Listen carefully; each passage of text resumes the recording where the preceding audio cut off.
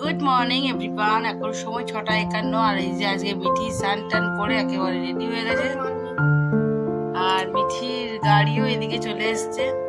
তো চলো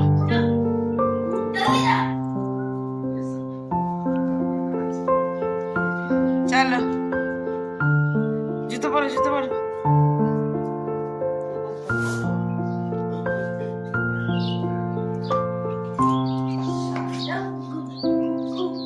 চললে ভাগ করে বলবো কার মামি খুঁজছি।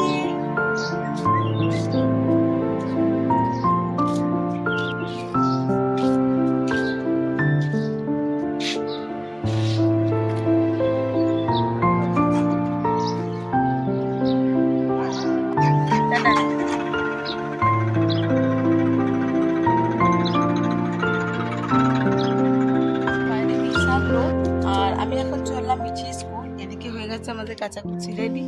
তো আপাতত আমার ভাত আর ডালটুকু হয়ে গেছিল, বাকিটা এখন মা দেখছে, বাকিটা এসে আমি করবো।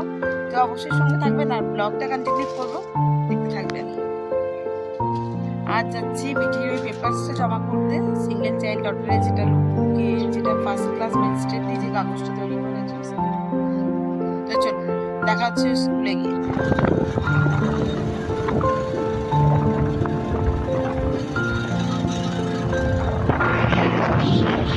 আমি স্কুল থেকে চলে এসেছি আর এই দেখুন মা কি কি করেছে। এটা করেছে পোস্তর বড়া, ভেন্ডি সেদ্ধ, কিছুটা পোস্ত কাঁচা রেখে দিয়েছে, এটা গোবিন্দভোগ চালের ভাত, আর এটা করেছে আজকে ঝিঙে আলু পোস্ত, আর আমি ডালটা করে গেছিলাম।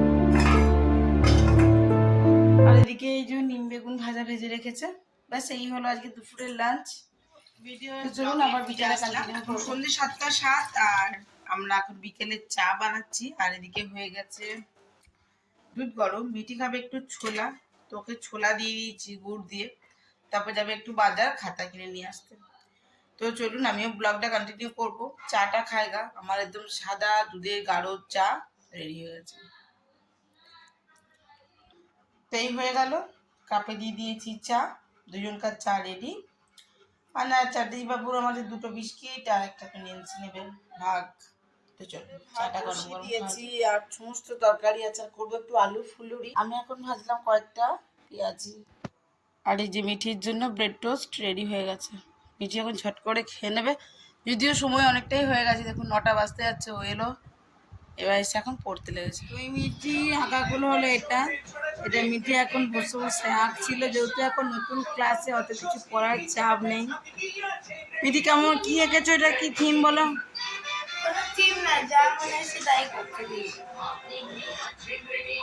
আচ্ছা এখন সেলফির যুগ বলে মিঠি সবসময় সেলফি এঁকে দিয়েছে।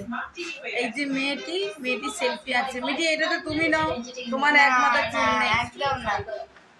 তাহলে এটা কে হতে পারে? আচ্ছা তো চলুন মিঠি বানিয়ে দিয়েছে, এবার রাতে ডিনারটা রান্নাঘরে। টাইম এখন 10:03। ওদিকে ভাত টাত হয়ে গেছে। তো আজকে এখন বানাবো আলু ফুলুরি। জানি না আগে আপনাদের সঙ্গে শেয়ার করেছি কিনা। তো চলুন ঝটপট বানিয়ে ফেলার মতন একটা, মানে খেতে বসে আপনার ছোট থাকে, মানে আমি যেটা দেখবেন আদা ঘষি, তো ওরকম হলে কি হবে, আলুটা ছোট ছোট কাটা হবে। আর এইরকম নিয়ে নিয়েছি দুইটা আলুগুলো আমি একটু পিলার করে ছাড়িয়ে নিয়েছি। এবারে যেটা আমি করবো, একটা থালা নিয়ে তার মধ্যে আমি এটা ঝাল দিতে করে মানে এটা গ্রেট করে নেবো। ঠিক আছে, তো চলুন গ্রেটটা করে দিই একটু। তাই দেখুন আমি গ্রেটারে কিরকম গ্রেট করে নিয়েছি। একটা আলু, দেখুন একটা আলু গ্রেট করা হয়ে গেল তো। এবারে আরেকটি আলু আছে, এটাও আমি গ্রেট করে নেবো। তো দেখুন কাটার পরে আমি খুব ভালো করে পরিষ্কার জল দিয়ে ধুয়ে নিয়েছি। আমি এরকম করে আপনাদেরকে আমি ওই ভোজ বাড়িতে যে ঝুড়ি ভাজাটা হয়, সেই ঝুড়ি ভাজাটা আমার ভিডিওতে আছে। আপনারা যদি চান তো আমার চ্যানেলে গিয়ে এই বিয়ে বাড়ির স্টাইলে যে ঝুড়ি ভাজাটা হয় ওটা আমি করেছিলাম, দেখতে পারেন। তো চলুন এবার আমি এটা 3-4 বার ধুয়ে নিয়েছি অলরেডি। হ্যাঁ, দিয়ে আমি এবার এখান থেকে জল থেকে সেকে আপনি ফুটো থালাতে জলটা ঝরতে দিতে পারেন, কোনো অসুবিধা নেই। তো যাই হোক আমি এখানে আলুটা এখানে ঝরিয়ে নিলাম। আর এখান থেকে আলুগুলো আমি একদম এইভাবে ছেঁকে তুলে নেবো। এভাবে পুরো আলুটাই তুলে নেবো, দেখতে পেলেন তো? এই যে জলটা আছে, আস্তে করে ওপরকার জলটা আমি দিলাম ফেলে, এই যে ফেলে দিলাম জলটা, দেখতে পাচ্ছেন একদমই জলটা ফেলে দিয়েছি। কালকে পেঁয়াজি বড়া করেছিলাম, আপনাদেরকে দেখালাম, দিয়ে আমাকে শাশুড়ি মাই বললো আলু ফুলুরি খাবো, নাহলে সুগারের পেশেন্ট এইভাবে কাঁচা আলু দেওয়াটা ঠিক নয়, কিন্তু কী বলবো, খাবে বললো। তো যাই হোক, এই যে তুলে নিলাম। এবার দেখুন আমি এটার মধ্যে কী কী দিচ্ছি সবটা আপনাদের সঙ্গে শেয়ার করবো। বাড়িতে ব্যবহার করে দেখবেন, খুব ভালো লাগে। আর খুব সবথেকে বড় কথা, খুব নরম নরম হয়। আর আমার না এই শক্ত কাঠের মতন ফুলুরি একেবারে ভালো লাগে না। দেখুন থালা পরিষ্কার, সবটা আমি বাটির মধ্যে শিফট করে নিয়েছি। দেখুন এটা যেহেতু আমি একটুখানি বড়া বানাবো, তার জন্য আমি এটা রাখলাম না। নাহলে আমি যখন ঝুড়ি ভাজা বানাই তো আমি জলটা প্রায় 3-4 ঘন্টা আগে থাকতে ড্রেন করে দিই। চলুন দেখিয়ে দিই। দেখুন আমি এখানে দিয়েছি কালো জিরে, দিয়েছি একটুখানি হলুদ, একটু নুন, একটু চিনি, ঠিক আছে, আর দিয়েছি একটু কাঁচা লঙ্কা। ঝালটা আপনারা আপনাদের অনুসারে নিয়ে নেবেন। আর যখন বেসনটা মাখা হয়ে যাবে তখন দেবো এই ভাজা মশলাটি।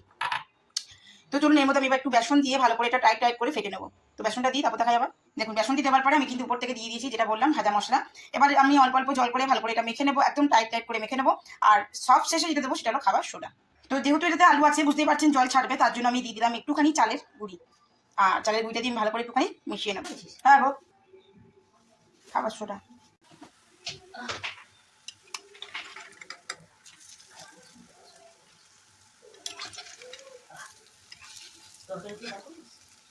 না।